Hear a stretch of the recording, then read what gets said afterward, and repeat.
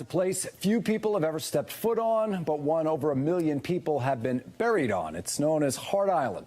Thanks for staying with us. I'm John Muller. I'm Tamsen Fidel. Well, it's visible from the shorelines of the Bronx, Long Island, and Connecticut, but you can't get there on your own. For decades, people have believed it is a place for the poor, the destitute, and the unknown to go to die. In a rare tour, Pix 11's Dan Manarino has taken us to the island for a closer look. Hart Island is the largest public cemetery in the country. But once you get there, it's a whole different animal. It's a whole different reality. A cemetery is a place for people to gather, but in this situation, it's more of a place where people disappear.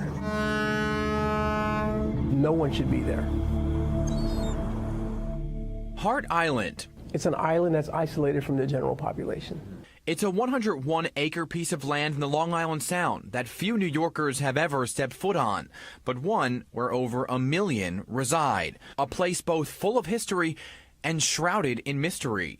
Union soldiers trained on Hart Island, and United States colored troops trained on Hart Island. But in the end, the story and the myths wove a tale of this being a place to bury the unknown, the unclaimed, the poor who couldn't afford funerals, dating back to 1881, buried by inmates of Rikers Island for 50 cents an hour.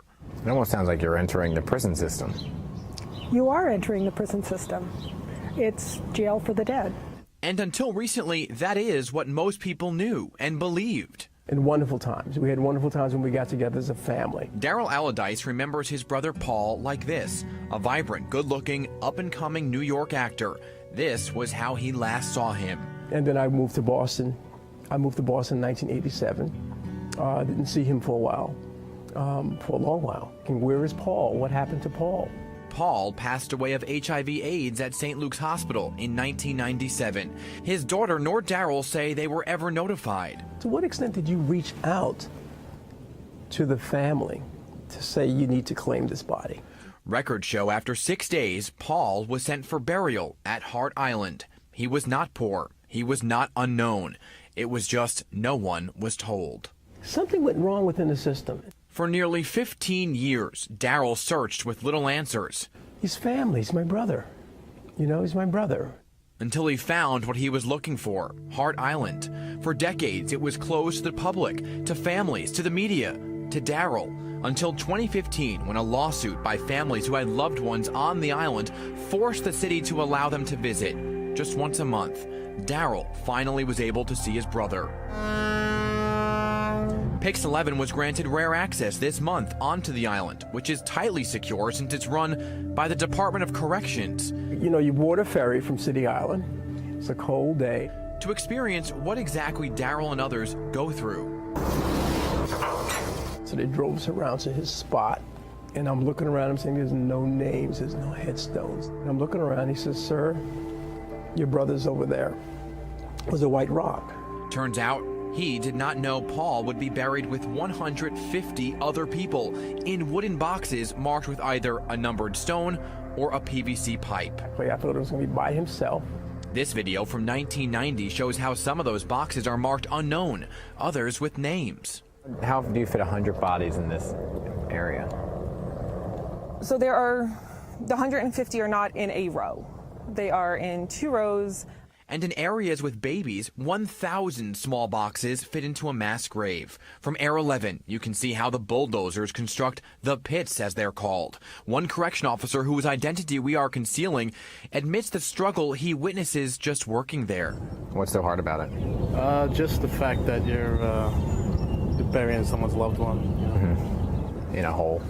Melinda Hunt runs the Hart Island Project, connecting families with their loved ones in a massive undertaking of identifying remains dating back to the 80s and making it public on her website. They can't freely walk around. Why wouldn't it be open on, say, Memorial Day or Mother's Day, Father's Day, certain holidays where families would want to come pay respects to their loved one? We have the visit options that are monthly for the family members. But it's not on the actual day. So for now, Paul says he will schedule his visits months in advance to make sure they are not overbooked, praying that the system changes and allows for each name of the known to be marked at each burial site. You should be identified. You are identified when you're a baby. You should be identified when you're in death.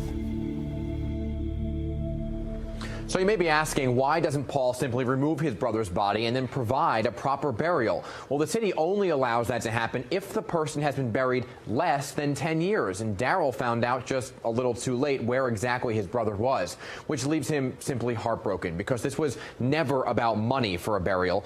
So moving forward, Daryl's now working with city lawmakers to try and transfer the power from the jails to the Parks Department, all in an effort to make it more accessible. We will certainly keep you posted. I'm Dan Manarino, Pix 11 News.